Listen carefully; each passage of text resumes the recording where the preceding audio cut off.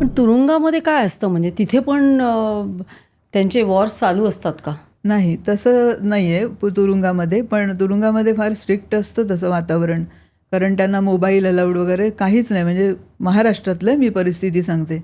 पुन्हा एकदा मी तेच का सांगते की महाराष्ट्रामध्ये तशी ही कायदेशीर सुव्यवस्था खूप चांगली आहे इतर राज्यांच्या मानाने.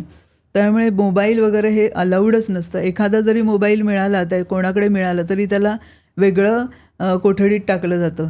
किंवा जरा जरी तुमची काही भांडणं झाली तरी त्याला अलिप्त ठेवलं जातं दुसऱ्यांपासून. दुसऱ्यांना धोका असतो. त्यामुळे तुरुंगामध्ये वातावरण तसं स्ट्रिक्टच आहे. म्हणजे आता शेवटी ते तुरुंगच आहे. त्यामुळे तिथे आणि बाकीचे पण अदर ॲक्टिव्हिटीज त्यांच्याकडे असतात चालू. वेगवेगळ्या NGOज असतात ज्या योगा किंवा मेडिटेशन अशा प्रकारच्या ॲक्टिव्हिटीज खूप चालू असतात आतमध्ये. तुम्ही असं कधी तुरुंगात त्यांना भेटायला गेला आहेत का? म्हणजे एखादी मर्डर केस आहे, एक्स्टॉर्शनची, हो. तुम्ही जाता? हो, मी महिला म्हणून कसं काय तुम्ही करता? नाही, महिलांना एंट्री नाही आहे आतमध्ये. म्हणजे जे जेंट्सचं जेल आहे त्याच्यामध्ये महिलांना एंट्री नाही आहे. मी येरोडा जेलच्या म्हणजे ह्याचं फिमेलचं जे जेल आहे महिला आरोपींचं, तिथे मी जेल पॅनलवर होते. त्यामुळे मी तिथे जायची. पण त्यांचं महिला जेलमधलं लाईफ खूप चांगलं मला वाटलं कम्पॅरेटिव्हली. पण त्या अगदी म्हणजे अशा असतात की मी कशी फॉल्सली इम्प्लिकेट, मला खूप खोट्यापणा गुन्ह्यामध्ये अडकवलेलं आहे आणि आत्ता मला सोडवाच. म्हणजे खूप अगदी अगतिक म्हणतो ना तशा स्वरूपाची त्यांची हे असते, झालेली असते.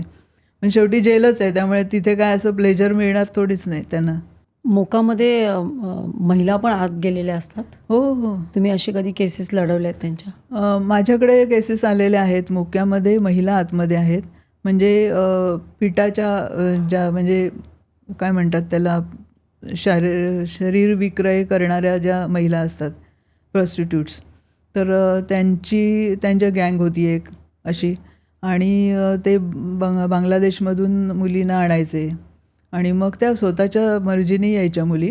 पण मग इथे असं स्पा सेंटर हे इथे त्यांचं ते बिझनेस चालायचे. मग त्यांची जी टोळी प्रमुख होती तर त्या पूर्ण ह्याच्यावर म्हणजे गुन्ह्याला मुक्का लावला होता. हो, त्याला मुका लागतो. मुक्का लागतो म्हणजे त्यांनी लावला होता. त्या क्रायटेरियामध्ये तो बसत नाही. पण पिक्युनियरी गेन म्हणजे मॉनिटरी गेन असतो ना त्याच्यामध्ये. मॉनिटरी गेनसाठी केलेलं कामसुद्धा मुक्याच्या अंतर्गत येतं. म्हणजे खंडणी मॉनिटरी गेन आहे. तर त्या ह्याच्यामध्ये मुक्का लावला होता. तशी एक केस माझ्याकडे आली होती. त्याच्यामध्ये एक टोळी प्रमुख होती आणि ती कर्नाटकमधली होती आणि तिच्या अंडर ह्या सगळ्या स्पा सेंटरचे चालक वगैरे हे सगळेच होते. म्हणजे जवळजवळ 15 आरोपी होते त्याच्यामध्ये.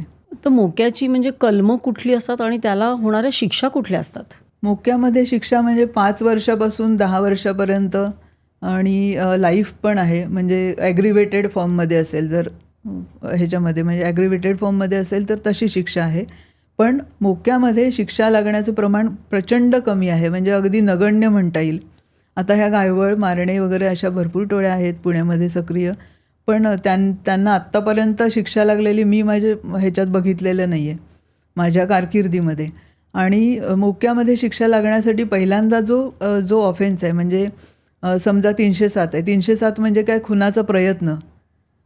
जस्ट प्रयत्न झाला आहे पण तो खून झालेला नाही आहे त्याच्या हातून. मग तो खुनाचा प्रयत्न आहे तो आधी सिद्ध झाला पाहिजे आणि मग मोक्का सिद्ध होतो. मग म्हणून प्रायमरी ऑफेन्स आधी सिद्ध होणं गरजेचं आहे. पण एखाद्याला जर शारीरिक मारहाण केली, दुखापत केली तरी पण मग तो गुन्हा नाही का होत त्याच्या अंडर? हो ना, गुन्हा होतोच. म्हणजे 324 म्हणजे साधी मारहाण, 324 झालं, 323 झालं आणि मग नंतर ग्रीवियस हर्ट. म्हणजे ग्रीवियस हर्टला आपल्या मराठीत काय म्हणता येईल, खूप अति जास्त हर्ट. मग ते 326 पासून सुरू होतं. 326 आहे ग्रीवियस हर्ट. 307 आहे. 307 म्हणजे आता मी जसं म्हटलं खुनाचा प्रयत्न. मग खून 302 असं आहे. त्याच्यामुळे पहिल्यांदा हे सेक्शन प्रूव्ह झाले पाहिजेत आणि मग नंतर मोक्का. म्हणजे हे सेक्शन जर प्रूव्ह झाले तरच तो मोक्का सिद्ध होतो. त्याच्यावरचे मोक्याचे चार्जेस पण सिद्ध होतात. म्हणजे टोळीच्या माध्यमातून तुम्ही खुनाचा प्रयत्न केलेला आहे आणि म्हणून हा खुनाचा प्रयत्न आणि हा मोक्का या दोन्हीचे कलमं जी आहेत त्याच्याप्रमाणे शिक्षा ठरलेल्या आहेत कायद्यामध्ये लिहिलेल्या, त्याप्रमाणे त्या लागतात. आणि मग एखाद्याने नुसताच खंडणीसाठी फोन केला, म्हणजे आपण बऱ्याचदा पेपरात वाचतो ना कुठून तरी फोन आला वगैरे, तर ते प्रूव्ह कसं करतात? कोर्टात की खंडणीचा फोन ते धागेदोरे कसे पोलीस धागेदोरे करतात? म्हणजे ज्याच्याकडे खंडणी मागितली आहे तर त्याचं स्टेटमेंट तर आहेच चार्जशीटमध्ये. त्याच्यानंतर त्याचे फोन कॉल्स, अगोदर काही प्रिव्हियस त्याने जर हे केलं असेल, खंडणी मागण्याचा प्रयत्न केला असेल ह्या आरोपींनी, तर त्याचे प्रिव्हियस सगळे CDR रिपोर्ट्स म्हणतो, कॉल डिटेल्स रिपोर्ट, तर ते काढले जातात. त्याच्यानंतर CCTV, जर तिथे जर हॉटेल मालक आहे तर त्याच्या काउंटरवरचा CCTV असेल किंवा घरी असेल तर म्हणजे इलेक्ट्रॉनिक इव्हिडन्स प्लस हा जो विटनेसेसचा इव्हिडन्स आहे, हे दोन्हीची सांगड घालून आणि मग ते सरकार पक्षाचं काम असतं की दोन्हीची जुळवून, म्हणजे जी चेन ऑफ सर्कमस्टन्सेस जुळवून मग त्याला शिक्षेपर्यंत पोचवणं. इलेक्ट्रॉनिक्स ह्याचा वापर करतात. हां. लँड माफिया म्हणजे काय करतात? म्हणजे आपण बघतो त्याप्रमाणे त्यांच्याकडे गन्स आणि बॉम्ब्स आणि ड्रग्ज आणि असं असतं का खरंच? नाही, ते मी आता पहिल्यांदा जसं म्हटलं तसं ग्लोरिफाय केलेलं असतं. लँड माफिया म्हणजे एक, आता मी जसे बघितले लँड माफिया, ते अगदी किरकोळ, म्हणजे साधी लोकं. फक्त कसं आहे की त्यांचं वजन आहे त्या एरियामध्ये. वजन आहे म्हटल्यावर तू मला तुझी हे दे, मी तुला अमुक अमुक रक्कम देऊ इच्छितो, देऊ करतो तो. पण त्याचं समाधान नाही आहे. जो ओनर आहे, लँड ओनर आहे, त्याचं समाधान झालेलं नाही आहे, मला अमुक पाहिजे तमुक पाहिजे. मग ते फिसकटतं आणि मग नंतर ते पोलीस स्टेशनपर्यंत पोचतं. मग त्याला एक वेगळंच वळण आहे की याने लँड ग्रॅबिंगचा प्रयत्न केलेला आहे, आमची जमीन लाटण्याचा प्रयत्न झालेला आहे. मग त्याच्यात ती सुटेबल सेक्शन्स लावले जातात. मग पोलिसांना जर त्याच्यातून असा त्यांना वास आला की हे मोठं प्रकरण असू शकतं, म्हणजे पोलीस तपासामध्ये त्यांची ती कस्टडीसाठी, म्हणजे आरोपींच्या कस्टडीसाठी ती डिमांडच असते की ह्यांनी काय भूतकाळामध्ये कोणाचा काही लँड ग्रॅबिंगचा प्रयत्न केला होता का, किंवा अशी टोळी सक्रिय आहे का लँड ग्रॅबिंगच्या ह्याच्यात, तर आम्हाला त्याचा तपास करायचा आहे. आणि मग त्याप्रमाणे म्हणजे पोलीस तसा तपास करतात, त्याप्रमाणे चार्जशीट वगैरे. पण जे ह्याच्यात दाखवतात पिक्चरमध्ये, ते उगाचच ग्लोरिफाय केलेलं असतं, तसं काही नसतं. आणि साधी जी जमिनीच्या ह्याची जी काय असतात फिसकटलेली बोलणी जी असतात, त्याचं रूपांतर या गुन्ह्यामध्ये होतं. असं बऱ्याचदा मध्ये मध्ये ऐकू येतं ना, पारध्यांची टोळी आली, माकडांची टोळी आली, किंवा असं किडनॅपिंगच्या केसेस वगैरे होतात का? हो ना, किडनॅपिंगच्या केसेस पण होतात. म्हणजे त्याच्यामध्ये पण मला असं सांगता येईल की पोक्सोमध्ये जास्त हे किडनॅपिंगचे सेक्शन्स लावले होतात. पोक्सो म्हणजे जो कायदा आहे, म्हणजे अल्पवयीन मुलींवर अत्याचाराच्या संदर्भातला त्यांना संरक्षण देणारा जो कायदा आहे, त्याच्यामध्ये किडनॅपिंगच्या सेक्शन्स बरेच कलमं लावली जातात.